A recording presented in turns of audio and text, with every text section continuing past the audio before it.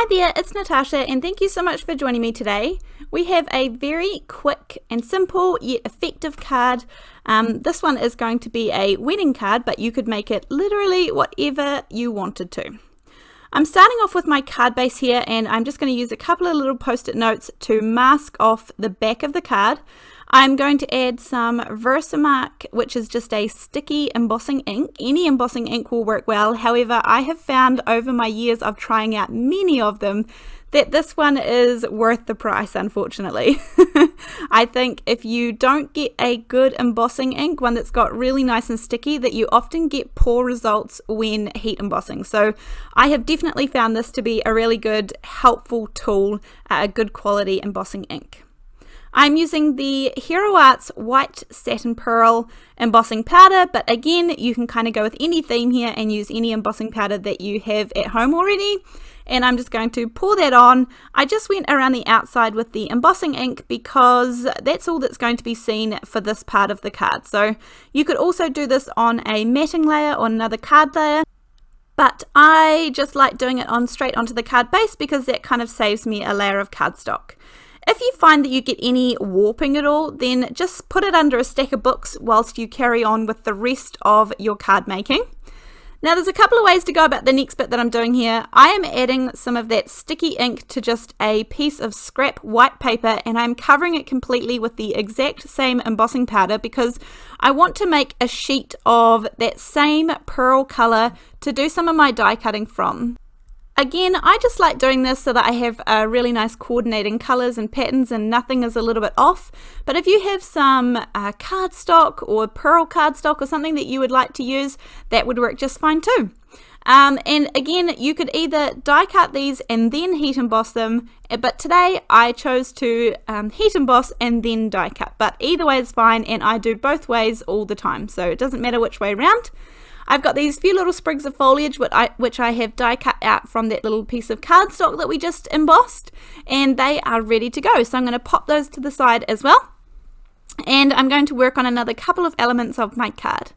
I have a nice wee piece of grey cardstock here and a really old embossing folder. I'm not sure if this one is available anymore. I will have a look.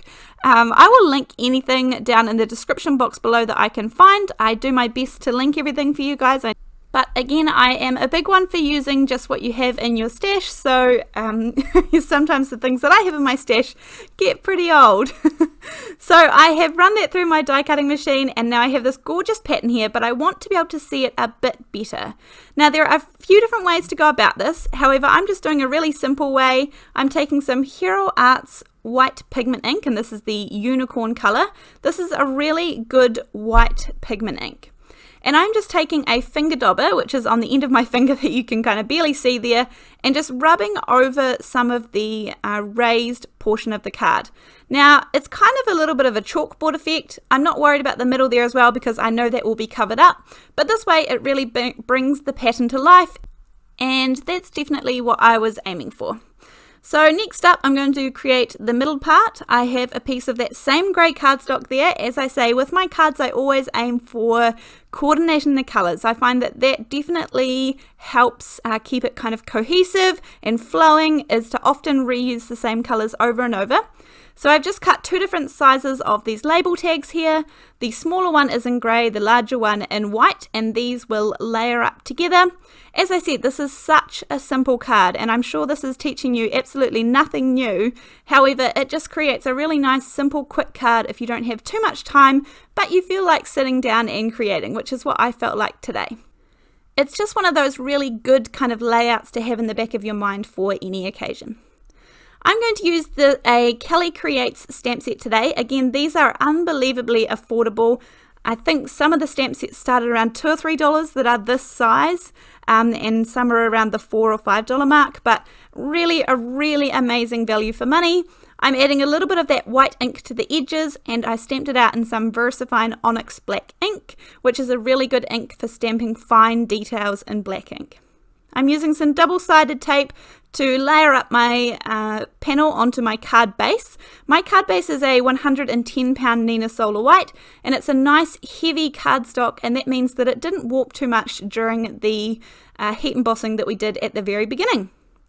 I layered up the top Happily Ever After on some foam tape, and then I'm cutting down some of my foliage. It was just a little bit big for what I needed, so I'm just trimming it up a little bit, which I definitely encourage you to do as well. Just because a die cut is one size or it looks one way, cut it up and have a play with it and see what else you can turn it into.